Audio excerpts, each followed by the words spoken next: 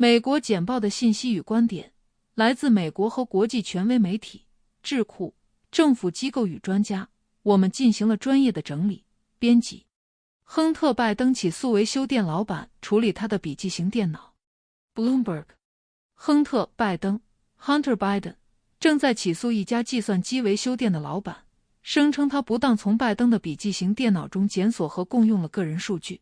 该诉讼是为了回应业主于1月对拜登提起的诽谤案。他在案件中声称拜登错误地暗示他参与了俄罗斯破坏美国民主的努力。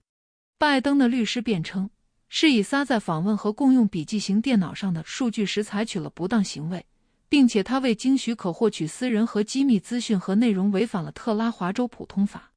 众议院共和党寻找拜登家族交易不当的证据。NY Times， 众议院监督委员会一直在调查拜登总统家族的国际商业交易，并通过传票获得了10多年的银行记录。这项调查被视为众议院共和党人努力利用他们在众议院的多数席位对拜登总统进行与民主党人对前总统特朗普相同的审查的一部分。共和党人正在寻找证据，证明拜登及其家人从他的职位中不当获利。肯塔基州共和党众议员詹姆斯·尔科莫 James R. Comer 周四发布了一份备忘录，他传统上似乎一直关注总统的儿子亨特·拜登 Hunter Biden 的助手约翰·尔沃克 John R. Walker， 他的商业交易正在接受司法部的调查。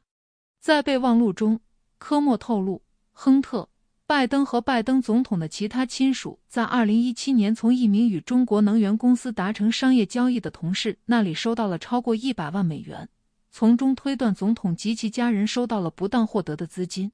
亨特·拜登的法律团队发表了一份愤怒的声明，称年轻的拜登先生的国际商业交易是合法的。科莫对这些交易的描述不准确，而且科莫不知道付款的目的和商业关系的性质。为石磨 TikTok 的安全风险不断引发担忧。AP 美联社，中国外交部指责美国政府散布有关流行内容共用应用程式 TikTok 潜在安全风险的虚假资讯。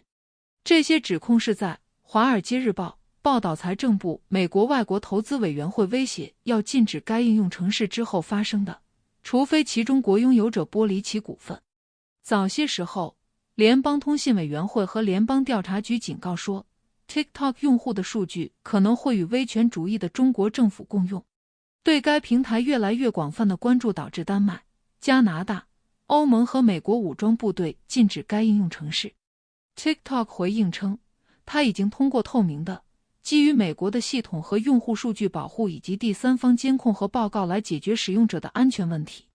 白宫上个月确认了一项计划，即向美国联邦机构提供30天的时间，从所有政府发行的行动装置中删除该应用程式。TikTok 的首席执行官将于下周在众议院能源和商业委员会作证，讨论该公司的数据安全措施以及与中国政府的关系。与 TikTok 相关的安全风险仍然是一个有争议的问题。虽然技术隐私宣导者淡化了中国政府在该应用程式上可能滥用隐私的行为，认为其他公司也有类似的做法，但其他人则认为仍然存在重大的安全问题。公共卫生与经济增长，有毒化学品规则对拜登构成考验。NY Times， 价值100亿美元的半导体晶圆行业和电动汽车制造业可能会受到拜登政府正在考虑的对制造业中使用的10种毒性最强化学品的新限制或拟议禁令的影响。这是因为环境保护署 EPA 确定的许多存在健康风险的物质对于制造这些行业的基本元件是必要的。然而，反对有毒物质的环保主义者继续认为，公共卫生必须是优先事项。有毒物质被指责为数十人死亡和数千重疾病。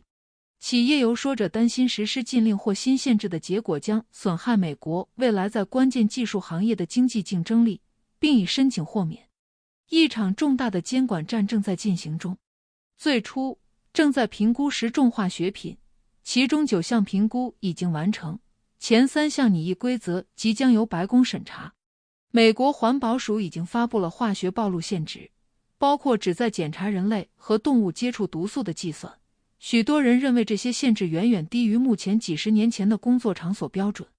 环保主义者说，纳税人承担清理危险化学品污染和排放的成本太长了，对公众健康造成了巨大的代价。拜登在圣派翠克节接待爱尔兰总理。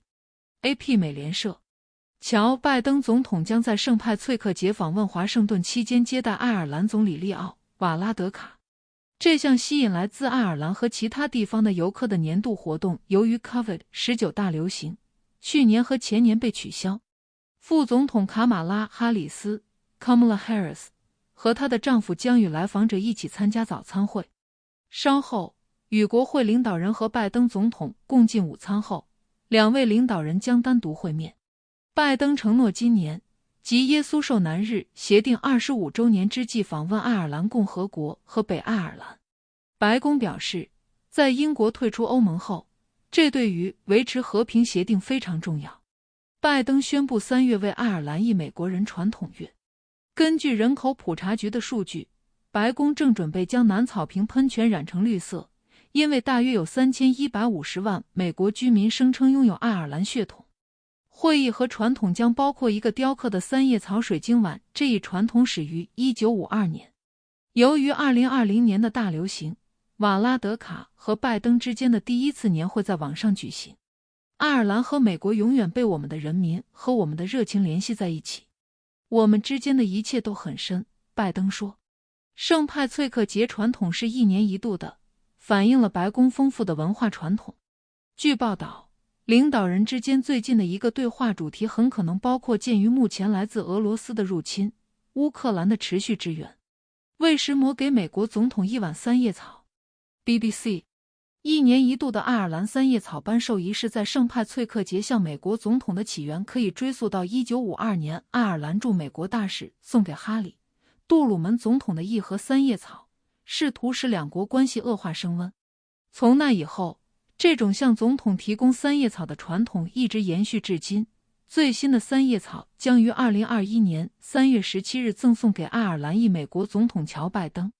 尽管有些人可能认为这是一种友好的交流，但它被认为是更险恶的事情。爱尔兰历史学家夏兰·华莱士 （Siren Wallace） 最近在公共广播中说，这是一个关于平稳关系的舞台活动，但它也是关于承认爱尔兰裔美国选民的作用在美国总统政治中发挥作用。本周早些时候入的一篇文章还指出，在圣派翠克节穿着三叶草的许多其他人中，有英国陆军爱尔兰团的士兵，这是根据维多利亚女王100多年前的一项法令。斯托蒙特领导人在白宫会见拜登。BBC。 来自北爱尔兰5个主要政党的领导人正在访问白宫，以纪念圣派翠克节。作为年度庆祝活动的一部分，总理利奥·瓦拉德卡将与美国总统乔·拜登会面，在此期间，他将向总统移交一碗三叶草。北爱尔兰商界的高级人物也被邀请参加此次活动。此前几天，爱尔兰领导人对华盛顿进行了一系列访问。预计拜登将于下个月访问北爱尔兰，庆祝耶稣受难日协定25周年。哈兰德批评柳树专案的困难选择。AP 美联社，在环保主义者和土著团体的反对下，拜登政府批准了康菲石油公司在阿拉斯加国家石油储备的80亿美元钻探专案。阿拉斯加富含石油的北坡的柳树专案将允许释放大量碳，并与拜登和内政部长德布·哈兰德应对气候变化的承诺相矛盾。环保组织发起了一场井号 Stop Willow 社交媒体活动，已被观看数亿次。为了减少该专案的碳足迹，最终批准反映了一个比最初提议的专案小得多的专案，其中包括康菲石油放弃近7万英亩 (28000公顷) 的租赁土地，这些土地将不再开发。虽然已知只有不到一半的土著组织公开反对柳树，但它被称为几代人以来最大的环境斗争。随着这样一个专案的批准，被认为是对土著权利和气候目标的重大打击。土著团体正在推动提高拜登政府做出的此类决定的知名度，并呼吁哈兰德的副手汤米·伯德罗 （Tommy Bodrow） 在推动该专案中的作用，尽管他是一名据称支援气候立场的民主党人。该专案还引起了民主党众议员梅兰妮·斯坦斯伯里 （Melanie Stansbury） 的批评。他持有哈兰德在国会的前席位，对政府的决定及其对气候变化的影响表示遗憾。相反，该专案的支援者称其为一个平衡的计划，因为柳树产生的税收将为基础设施和公共服务的投资提供资金，而社区将从创造就业机会中受益。康菲石油专案的批准暴露了拜登政府的气候言论与政策实施之间的差异，表明在面临迫在眉睫的气候不确定性的同时，对化石燃料的持续依赖。随着世界努力应对 COVID-19 大流行和日益严重的社会不平等，科学家和环保主义者都在呼吁绿色复苏，以防止气候变化对子孙后代的影响。谢谢收看美国简报，这是我们团队总结分析出来的美国重要信息，来源包括媒体、智库、政府机构和专家，让您在非常短的时间掌握美国动向。需要更多信息与进行讨论，请关注6度世界3w.6d.world。